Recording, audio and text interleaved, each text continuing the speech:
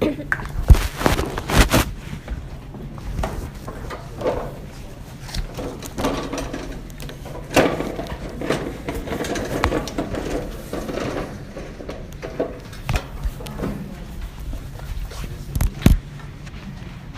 can be the volunteer to write the notes. Zoe by Charlie. Any of you would like to write the notes for your mate? By Charlie, for example? Thank you. Okay. Sorry.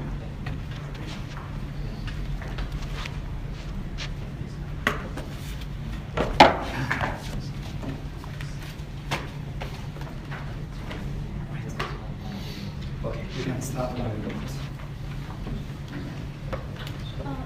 And my project is in the Bristol, and the same project with the Dominic, and it's in the south suburb of the Bristol.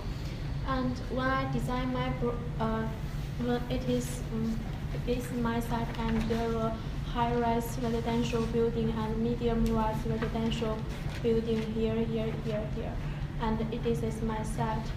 And when I design my site, I find a question that this is the park, the public park, and but the traffic and the traffic pollution, there's a lot of car on the road, and in this near the house there is a little space for children play here, and it is really it is much public space for children play near their house.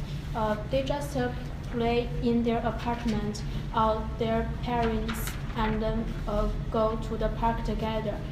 In this area, the children lost the independent mobility here.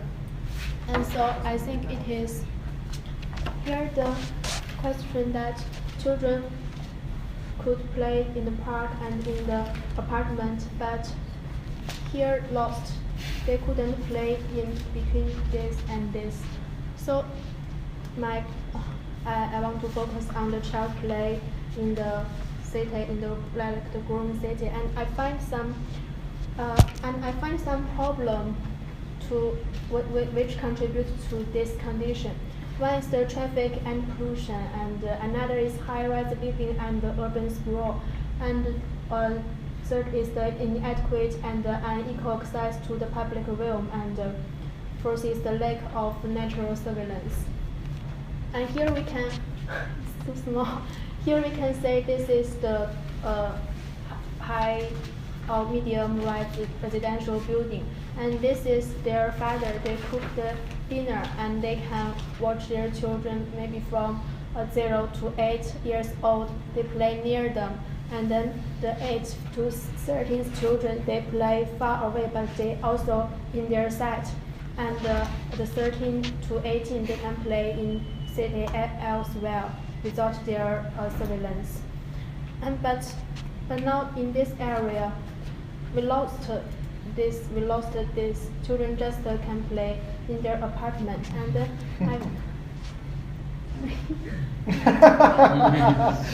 Good. Yeah. It's true. It's true. Yes, and then I have do some research. There's some urban designers. They want to solve this problem, and at the city scale, they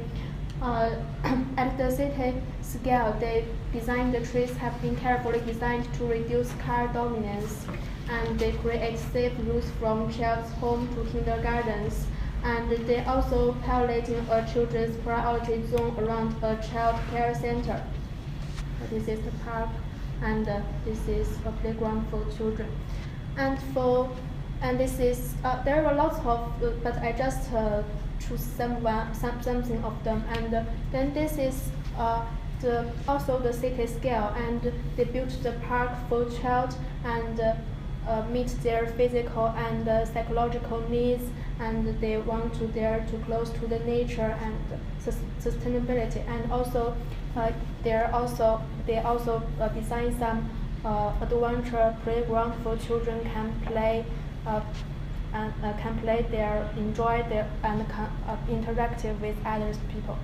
And for at the district scale, I also find some exam in the East London, and this courtyard near the house, and they can surveillance their children. Their children can play independent in this courtyard.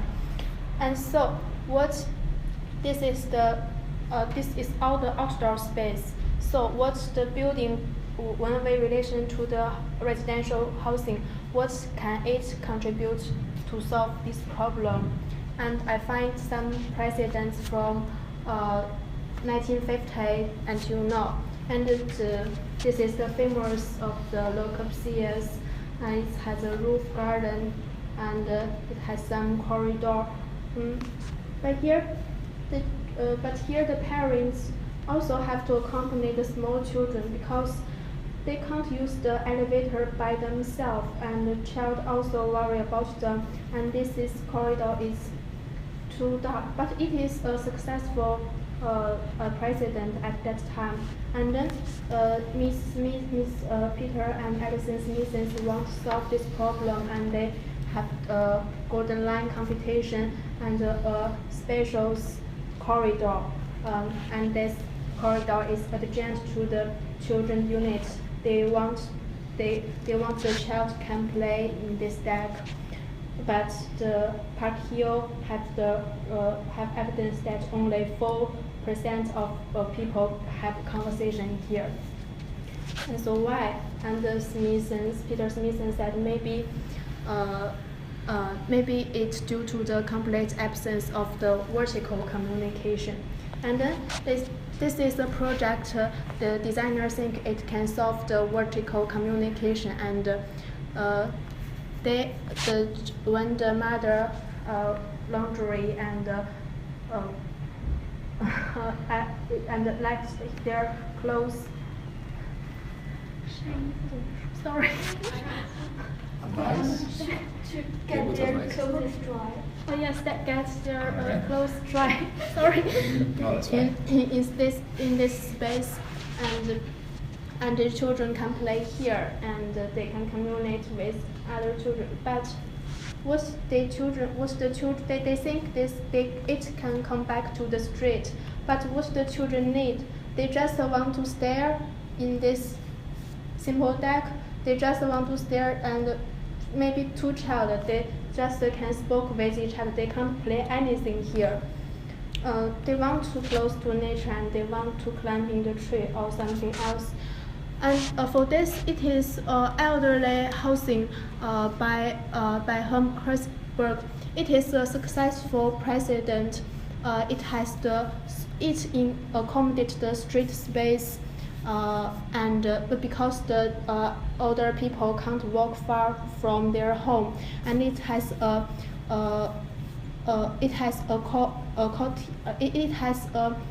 central courtyard in it, and they can have eye contact with each other, and it is really interesting place for them to communicate with each other. And then another precedent is they accommodate the play space in the staircase and they think and really children like to play here, and they can communicate with each other, and the adults also communicate with each other at this. And this is some conceptual idea of the vertical pedestrian walkway, but it is just the 3 stories, not for the high stories. And this is Smithson's how MIT for student dormitory. We can see that there was some vertical connect between the corridor and the roof space, and the students can walk from here through here, and they can access to the roof space. And they like this space, and they can do something here or something here. So, and also this precedent, they create some vertical space in every floor. But I think this not enough. The child, they just want to give some space to horizontal space, or just give a room to child play in there and there. But what the children need, they want to climb, and I will explore this more. The children they want to explore, they want to climb, or they want to close to the nature or something else. So I think I have a gap from here, how to create a polyvalent shared space that meets the child's needs for independent play and recreation in high-rise housing in fast-growing cities. And I have some conceptual idea here.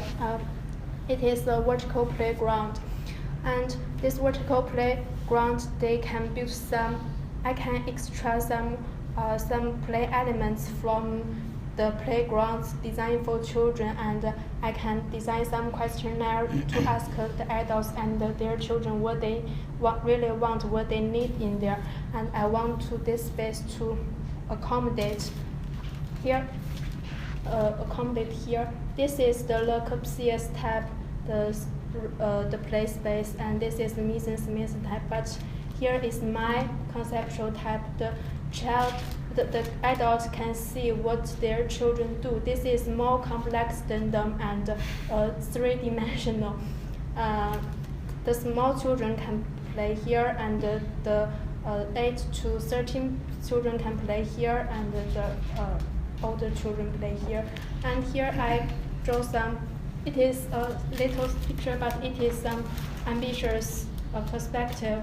The tall building, and we can accommodate the vertical playground in it and connect it with corridor, with street, and they are a system to build a child-friendly city. Thank you. Can I start? Just two questions. The first one is, I don't understand the word polyvalence. What does this mean? Oh, it is. It's the Hermsberger. Multifunctional. Yes. Multifunctional. It's because this one, the model of the conceptual here. It is just a conceptual idea. I want to build a structure in the residential building, but the space of the functional, and they can change and to the children's need, and maybe Polyvalence means many ways. I think that's just many ways, isn't it? It's Okay.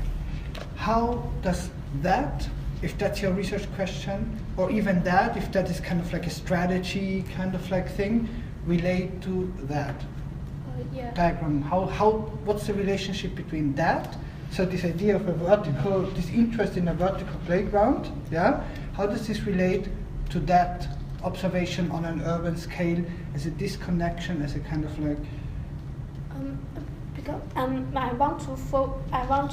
because I think to solve the here this is the courtyard and the streets to connect it to buildings here.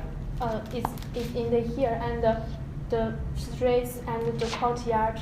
There are lots of people have focused on it, and I want to focus on the play space in the building. And I think the three elements can connect each with each other and build a system. But what kind of city do you create, or what kind of city do you create by creating these internal vertical playgrounds? I think the suburb of the Bristol, it is a city that I can do some design, because you can see that here's a lot of here it is some tall buildings, and I know at here the government plan to design a medium and. No, that's not my question. I don't understand my question. If you try to understand strategies of developing these kind of like vertical internal playgrounds, and even let's say if they are kind of like secretly linked into a whole system, yeah. What is the impact, or what would you think might be the impact on the life in between buildings, on the city? Oh, I haven't seen sort of this thing. But I think for example for the London, it has some red line of the public realm, and people. Maybe there is a guard there, and people who want to use the public. It is all people know it is a public realm, but most people can't use them, and it is a absence of the but this. Again, listen, all I'm trying to say is, this is not a criticism, this is just like an observation. All I'm trying to say is, like, after you presented this, I would have expected that you say, and my project is about trying to find out how the city can become a safe playground for kids, right? While it seems to me then, what you actually do is to say, I'm trying to find how I can create a safe playground environment for kids that is almost like detached from the city. It's a separate system, it's a parallel system to the urban system. That seems more what you're trying to do. So I'm trying to understand what is your urban concern here? Or what is your urban impact, and how do you conceptualize that? How do you trying to find that out? Maybe one could say, maybe here what you do is you create a fantastic playground, yeah, and a horrible city for everyone else. That could be a criticism. Have you come across the term gated community? Gated community. And look it up. The reason, I mean, it's exactly what Gunther's saying. I mean, the gated communities seems to be a standard way that developers are, in response to a lot of the issues that you've come up with, what they do is they create something, you know, they take something like this, Exactly. stick a gate over so only the people who live there can get in. You've got to have security passes to get in. Then there's a guard making sure that nobody who's unwelcome gets in. It means only the children can play. The children can only play with other children who are in that block. But again, that it's whole perfectly idea, safe. It's perfectly controlled. Many people love it. It's completely detached.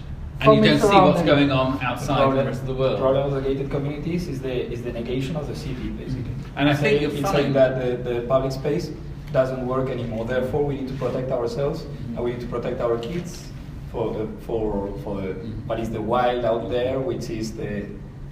And I think you'll find there's probably quite a lot written that's critiquing those gated communities, which would be a useful reference for you to say, well, actually, I don't want to do what that's doing because I am losing. You know, we are losing access to the city through putting these gates in place. It is losing that you know, the rest of the city falls apart and becomes a very sort of a ghettoised, because people will go to their places, lock themselves in, and you see certain cities, not necessarily in the UK, but in America, where it's become very much. Yes. And in Asia, in China, Hong Kong. Yes. So, but I understand the need. So I think that there's something interesting here, because I understand your concern and the need that you have identified about the high-rise buildings. I'm thinking about China or Hong Kong or the States, as we say, and how there is the risk of many kids becoming absolutely isolated, going from their school directly to their apartment in the 23rd story floor, isn't it? So, but what they are saying, one thing is to understand that there's a problem there, and another thing of what my colleagues are pointing out is that you shouldn't assume that the only way of addressing that problem would be to surrender. To surrender, basically, about reconsidering how the city should be in the future, about how we need to recover, how we need to reappropriate ourselves with the quality of the public spaces. Therefore, probably what you are trying to do about transforming all these vertical spaces as playgrounds, you could think how these could contribute somehow for the quality of the outdoor spaces, or the outdoor public spaces as well, because I understand the problem of families that are living in a very top apartment, whatever, that the connection is not that easy. Could it be like a journey? Could it be like a journey and a connection between what happens horizontally with what happens vertically? Could it be the whole journey transformed into a playground, from the school to the 23rd story high apartment, by reconsidering these vertical spaces as part of the playground, who could then contribute to recover the fundamental importance of the public spaces. Saying, okay, the public spaces have been destroyed, and they are destroyed in these in the high density cities and gated community cities and neoliberal cities. Great, we know that. Are we accepting that situation by surrendering and by enclosing our families and our kids in our buildings? Or could we recover, could we address that fundamental problem by reconsidering the scope of your research as a journey from the school to your 23rd story high apartment, having a horizontal part and a vertical one? And how, by studying the vertical one, you could contribute to the people reappropriating themselves of the public spaces. You understand? Like that, you would bring a very interesting socio-political dimension and an urban dimension to your research, being far more interesting about a problem that is much stronger. So if I understand you correctly, what I have presented as an opposition, you see as kind of something that kind of like really can inform each other and kind of like help each other. I think that it could be super powerful, but having the right dimension of your research, about being ambitious and not surrendering, because what you're making is surrendering, saying, okay, let's give up. There's no cities anymore, so let's accept it, and it's going to be all about ourselves, from our little offices and the schools of our kids to our apartments. So now let's see what we could do, what else we could do in our high-rise buildings. Shouldn't be that, isn't it? We should be far more ambitious as designers. Have you seen this, by the way?